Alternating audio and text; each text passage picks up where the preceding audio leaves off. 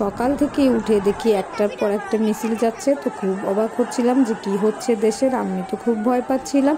পরে মনে হলো যে না, ছাত্ররা তো ডাক দিয়েছিল আজকে শাহবাগ মোড়ে আসতে সবাইকে, এর জন্যই হয়তো বা জনতা যাচ্ছে। তো দেখে খুব ভালো লাগছিল, তো নিজেকেও আর ধরে রাখতে পারছিলাম না, মনে হচ্ছে যাই যাই, বাট আর যাওয়া হচ্ছিল না। 5 তারিখে আমাদের দেশের সার্বিক পরিস্থিতি নিয়ে এই ভিডিওটা করা, যে আমাদের দেশের সার্বিক পরিস্থিতির অবস্থাটা কেমন ছিল এটাই আজকে আমি আপনাদেরকে দেখাবো।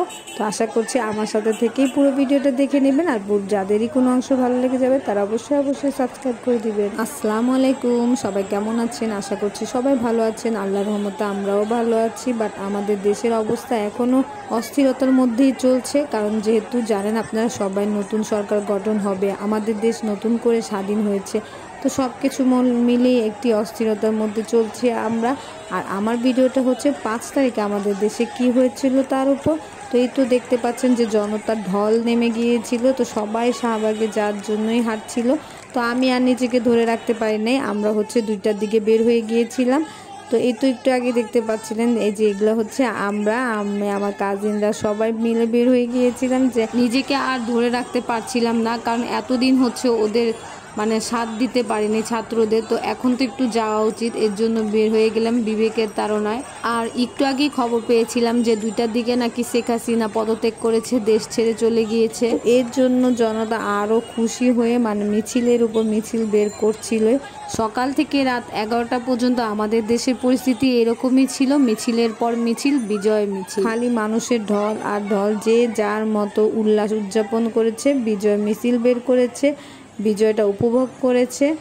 তো পরবর্তীতে জানি না যে দেশের কি হবে, বাট যাই হবে ভালোই হবে, যদি ছাত্রদের হাতে থেকে সব কিছু হয় তো ইনশাল্লাহ ভালো কিছু ফল পাবো। কিন্তু এর মধ্যেই কিছু কিছু খারাপ ঘটনাও ঘটে গেছে, কোনো জায়গায় লুটপাট হচ্ছে। তো যাই হোক, এটা ছিল হচ্ছে শাহজাহানপুর থেকে, তো আমি হচ্ছে শাহজাহানপুর দিয়ে গিয়েছিলাম।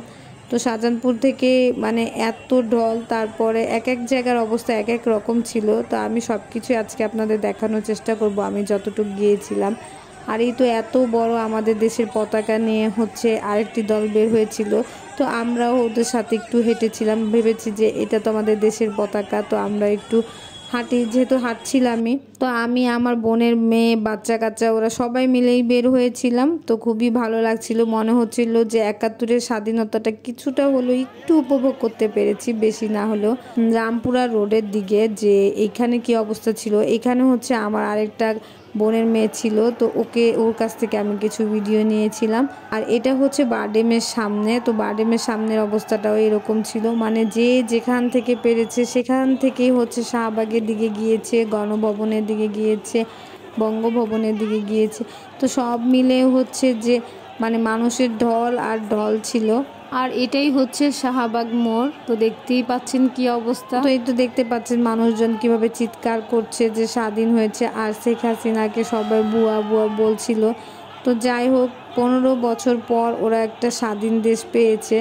আর এই তো এটা ছিল হচ্ছে গণভবন মানে সংসদ ভবনের দিকে, তো এখানে মানুষজন কিছু মানে উল্টাপাল্টাও কাজ করছিল, যেটা করা ঠিক হচ্ছিল না। আর একটা জায়গা হয়তো বা আগুন লাগিয়েছে, তাই এর জন্য ধোঁয়া উঠছিল।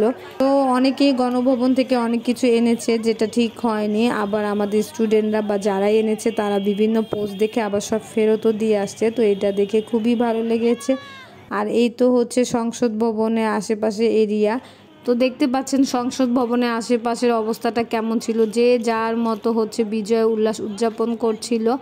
এরপরে হচ্ছে গতকাল যেমন আমরা দেখেছি আমাদের সব স্টুডেন্টরা এগুলো পরিষ্কার করে দিয়েছে, সংসদ ভবন ঝাড়ু দিয়েছে, তারপর ট্রাফিকের কাজ করছে, তো ওরা খুবই ভালো কাজ করছিল।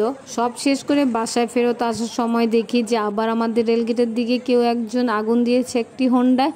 তো এই ধরনের মানে ঘটনাগুলাই করা উচিত না, যেহেতু দেশ স্বাধীন হয়েছে সবার উচিত সুন্দরভাবে থাকা, যতই যার মনে ক্ষোভ থাকুক বাট শান্ত হয়ে থাকা। তো আমার সবার প্রতি একটাই রিকোয়েস্ট যে সবাই শান্ত থাকেন, সুন্দর থাকেন, তাহলেই দেশটা সুন্দর হবে। আর এই তো আমাদের এলাকা সব মিষ্টির দোকান খালি হয়ে গিয়েছিল ওই দিন। আর আমিও 5 তারিখে এত এক্সাইটেড ছিলাম যে না খেয়ে বের হয়ে গিয়েছিলাম, আমার মনেই ছিল না, পুরো ঢাকা ঘুরে চলে আসছিলাম, রাতে খেয়েছি একবার। তো সবাই ভালো থাকবেন, আল্লাহ হাফেজ।